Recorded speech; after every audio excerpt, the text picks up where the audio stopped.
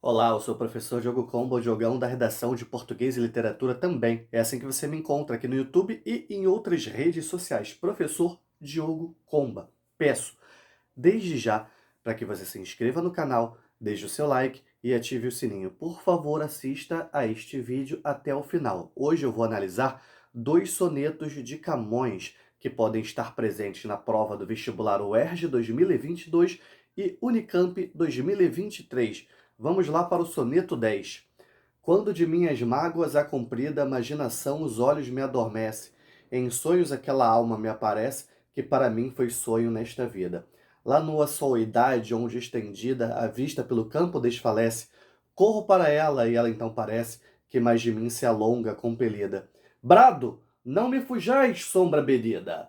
Ela, os olhos em mim com brando pejo, como quem diz que já não pode ser.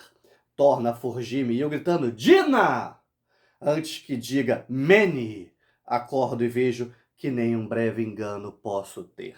Se daí, esse último verso, que nem um breve engano posso ter, digamos assim, que é o mote deste soneto, que é a tônica deste soneto. Antes de começar a análise, vamos comentar algumas questões relativas ao vocabulário, certo? Comprida, intensa, se alonga, afasta. Bradar, gritar. Eu acho que isso ficou bem claro. Benina é bondosa, não é Benina, Benino, que nem Agnaldo Timóteo. Veja bem, pedido, não é nada disso, não. Engano, ilusão. Soidade, solidão. Compelida, obrigada, sombra, fantasma e brando pejo é a questão da timidez. Uma homenagem aí, nesse caso, a Dinamene, namorada chinesa vítima de um naufrágio. Ali, ele encena a aparição da Dinamene em sonhos, tipo em Alma Minha Gentil. É o que a gente chama de ciclo de Dinamene. A gente pode até observar lá à frente, deixa eu ver quando é mesmo, é aqui, ó, no último terceto, quando ele fala Dina, depois Mene, beleza? Continuando então, o que a gente nota nesse soneto aí? Uma concisão formal, exatidão das palavras, algumas aliterações. Estuda a literação, estuda figuras de linguagem. Figuras de linguagem é um dos conteúdos muito presentes no Enem, na PUC, na UERJ, na Unicamp e outros vestibulares ao redor do Brasil, e muito provavelmente pode cair alguma figura de linguagem no estudo desses sonetos de Camões. E a gente vê também aí o uso do discurso direto. Muitas vezes se usa o discurso indireto, Camões faz muito isso, por exemplo, em Os Lusíadas, e acaba confundindo quando ele inverte a ordem dos termos da oração. E olha só, observa só o seguinte, sonho no segundo e no quarto versos. Observa como num momento a palavra tem o seu valor denotativo, no outro momento tem o seu valor conotativo. Volta lá e dá uma olhada. Benina, como eu já disse também, é a figura divina ali para aquele poeta. Sonhos e fantasmas era uma cena clássica presente em diversos autores da antiguidade. Imaginação das mágoas a gente vê nesse momento.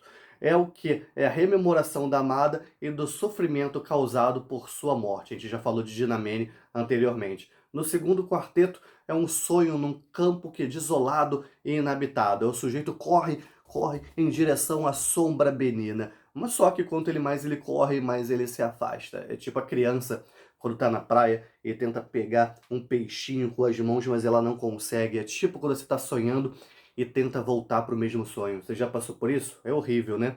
O sonho se desfaz quando ele grita e acaba acordando. Imagina, né? Camões acordando. E qual a conclusão? Que nenhum breve engano posso ter, nem um breve engano ele pode ter. Que engano seria esse? Pensar que a amada dele estaria viva. Agora, vamos para o soneto 11. Como quando do mar tempestuoso, o marinheiro, laço e trabalhado, de um naufrágio cruel, já salvo a nado, só ouvir falar nele o faz medroso. E jura que em que veja bonançoso o violento mar e sossegado, não entre nele mais, mas vai forçado pelo muito interesse cobiçoso. Assim, senhora, eu que da tormenta da vossa vista fujo por salvar-me, jurando de não mais em outra ver-me, minha alma que de vós nunca se ausenta, dá-me por preço ver-vos, faz tornar-me donde fugir tão perto de perder-me.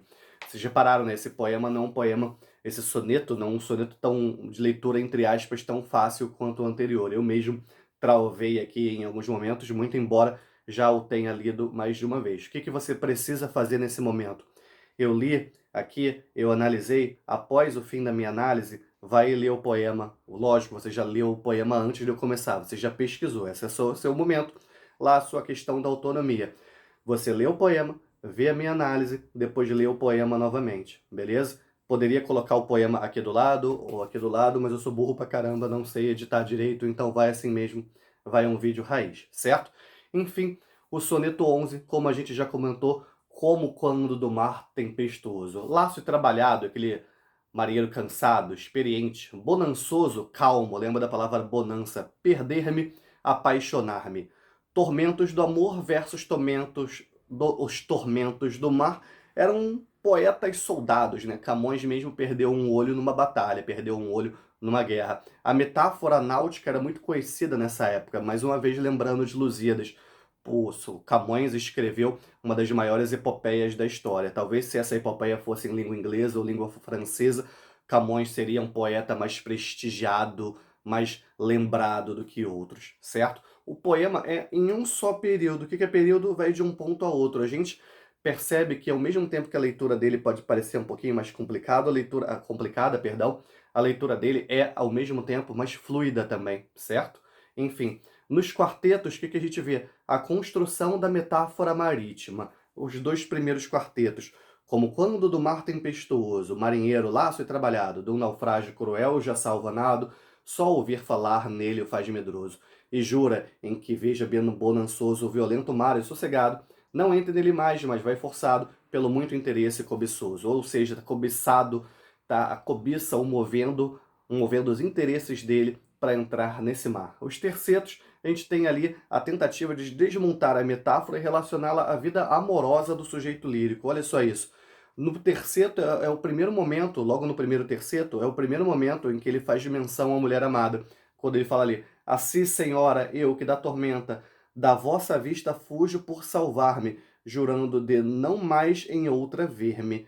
Minha alma, que de vós nunca se ausenta, dá-me por preço ver-vos, faz tornar-me donde fugir tão perto de perder-me, ok?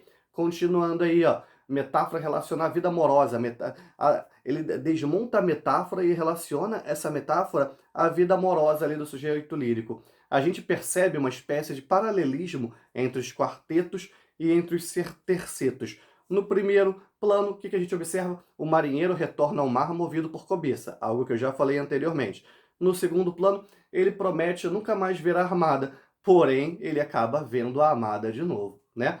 Minha alma que de vós nunca se ausenta, é o que? É a tônica desse soneto aí, beleza? Aí a gente vai ver, né, o primeiro verso do segundo terceto, que acaba servindo como um título, como uma lembrança mais fácil desse soneto. E a gente acaba vendo a questão da cobiça. A cobiça vai ser dada de duas modas. Vai ser a cobiça financeira e vai ser o que? A cobiça amorosa, beleza? E esse poema, a concisão dele vai ser muito presente, né? Um poema conciso. Como assim conciso? Um poema que você o vê de modo mais sintético, não vê tantas imagens mais viajantes, que daria mais trabalho para entender. E isso tudo pela questão da engenhosidade do poeta, pela questão da engenhosidade de Camões, beleza? Enfim, se você tiver visto esse vídeo até o final, fala aí pra mim de onde você é. Se você vai fazer o vestibular da UERJ, fala pra mim de qual cidade do Rio você é, de qual bairro do Rio de Janeiro você é. Se você vai fazer a Unicamp, me fala aí de qual cidade de São Paulo você é, de qual bairro você é, só para a gente poder interagir. Se você quiser mais outros vídeos, se você quiser até exercícios sobre os sonetos, deixa aí nos comentários também. Que a força e a inspiração estejam com vocês, sem dizer adeus jamais.